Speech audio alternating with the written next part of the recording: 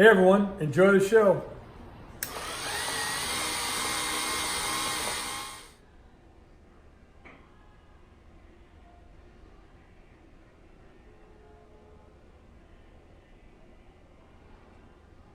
Hey folks, how you doing today? So as you just seen, Jeff ran down that row of this big load of trade stimulators, which I just purchased. Jaime's doing them up. This is one of them.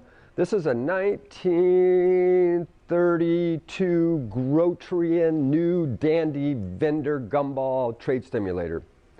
Very nice clean machine, all original. What we did when we got it in here is Jaime took it and we just scrubbed it down real good. Then we took some really fine steel wool, shined it up with some fine steel wool, because I'm kind of trying to do them with a little bit of the old and a little bit of the new. Then we're doing brand new paint, and all of this paint is all the original colors. So we're just cleaning them up, going over the paint, making them look good. This is a great 3-reel fruit machine, and it is as well a gumball vending machine. And what happens here is, these were really super cool because they were really small, they were very inexpensive, and you could gamble with them in a bar, restaurant, or anywhere you'd want to put them. But even more importantly, this one takes penny, nickel, dime, quarter, where all slot machines only take one denomination of coin.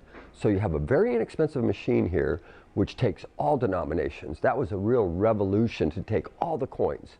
And it was a hand pay machine, okay? You didn't win all the time, so this would sit on the bar. You would play it. Every time you played it, you could get a pack of gum. Now here in the award card, it told your fortune. They have little goofy sayings right here of your fortune. But if you got these 2 cherries, it paid 2. This here paid 4, 4, 8, 12, 16, and 20. Okay, so what you got paid was in the fortune, and then they would come around and hand pay you that amount. So once again, this is penny, nickel, dime, quarter.